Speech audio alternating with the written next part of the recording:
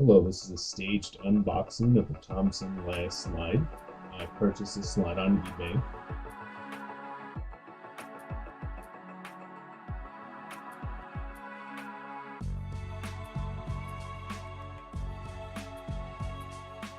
I'm going to start by pulling out the box that contains the Thompson last slide.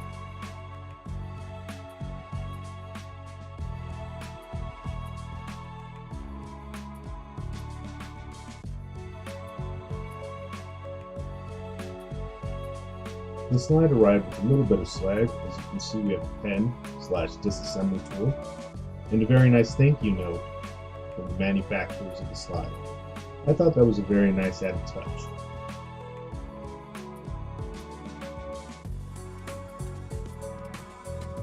A better look at the pen or disassembly tool.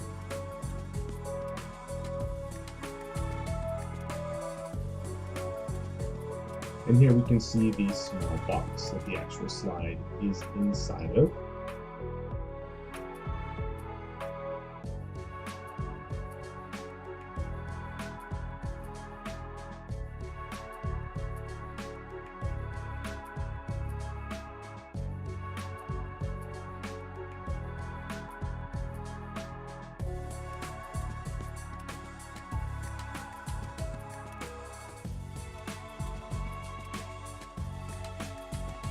Let's try to get a look at some of the craftsmanship on the slide here. As you can see here, everything is cut very precisely. Here, I've already inserted the liner into the liner channel, and you can kind of see this sort of bronze ring.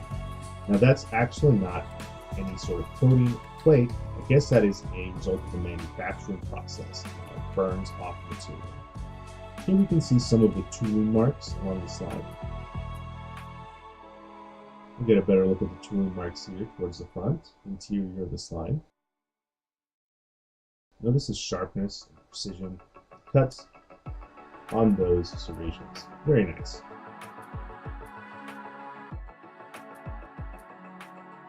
I also like how tastefully their logo is done on the slide. It's not over the top, it's not in your face.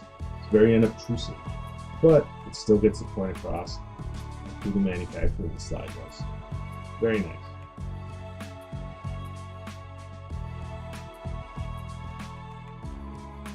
Let's see if we can get a better look at the mating surfaces here on the slide, where the slide will butt up against the barrel. We'll also try to get a better look at the plunger safety hole and the extractor hole for cutout.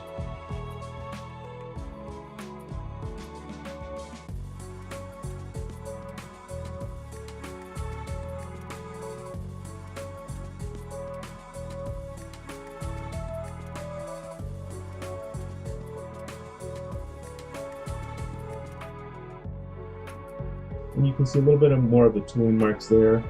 Coating is very even. There's no blemishes. There's no places where there's blotchiness.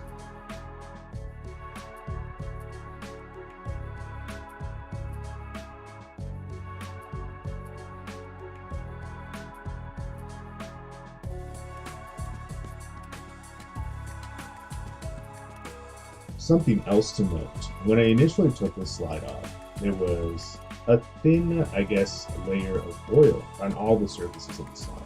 And of course, as I handled it, a lot of that just kind of rubbed off onto my hands. You can see some of that residue here underneath the RMR cover plate for the slide, as I didn't touch this very much.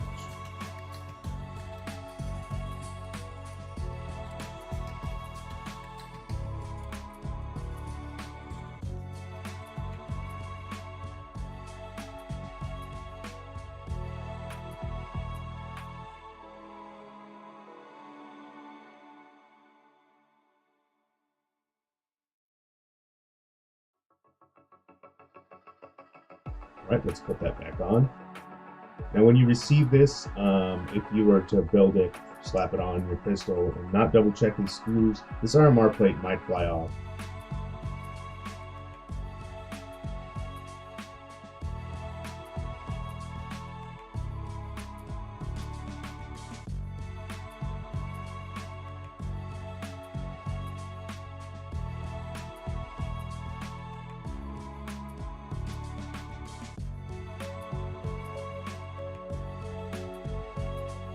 Here we have some of the parts that I sourced from Dominion Defense on eBay to finish building this line.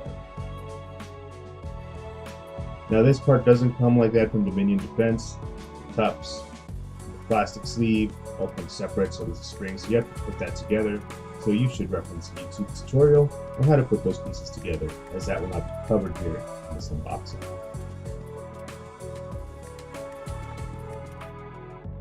This barrel is from Combat Armory.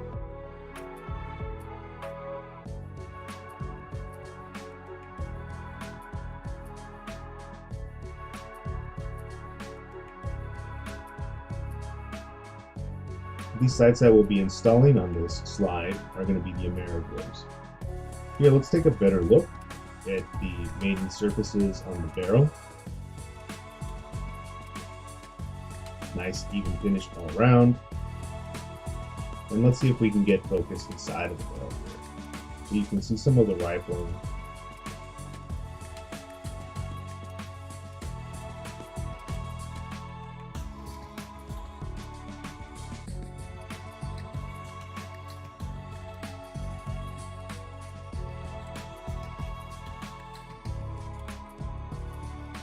Here we'll focus on some of these threads. Very clean threads, none of them were smashed up or anything.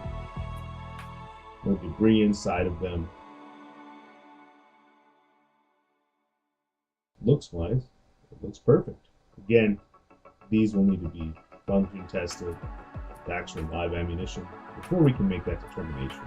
But so far, everything looks good. You'll have to purchase the thread protector separately, depending on what sales they do or don't have on the website. The prices may vary.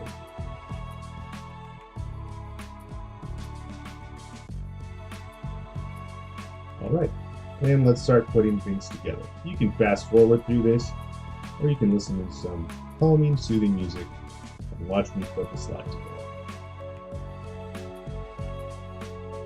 Now I am adding a little bit of oil to some of these parts and some of the recesses prior to installation, just because although it did come somewhat lubricated on every surface from the factory, I just want to make double sure.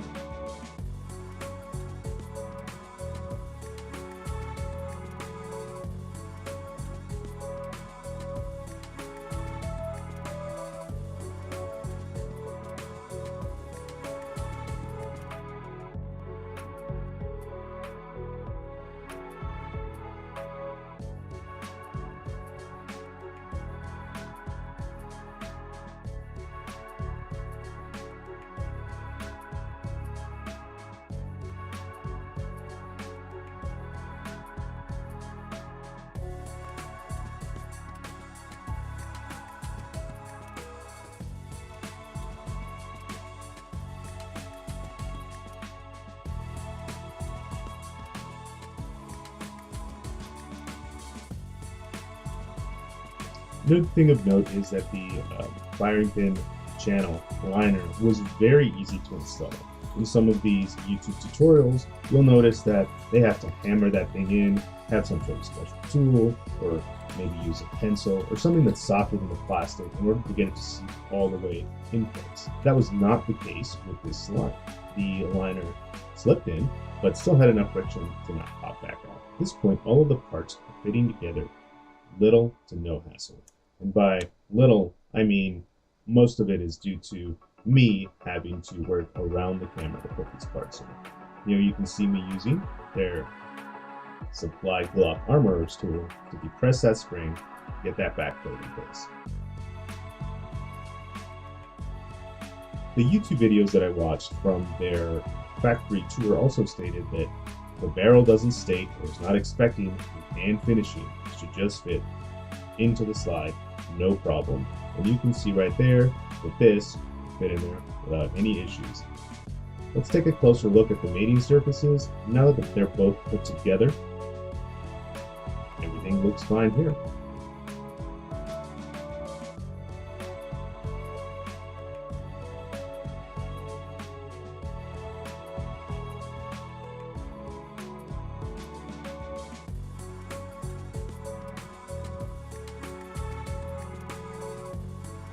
If you're using stock sights, the dovetail cut for the sights seems to be done very well. You can see here that I am very easily able to slide these in.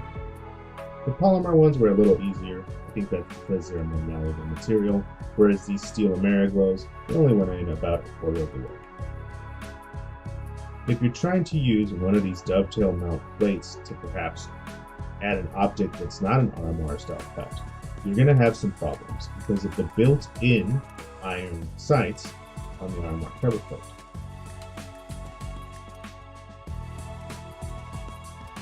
Well, let's take a look at the completed slide, or at least complete so far. I'm going to put our swag here.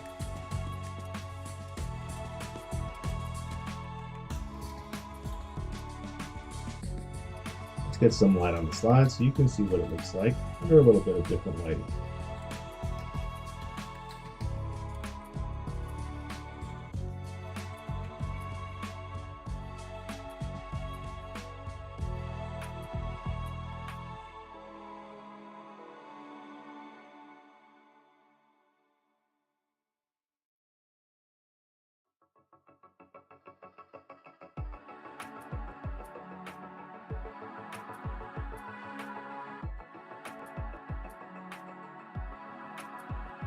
And let's take a look at the front.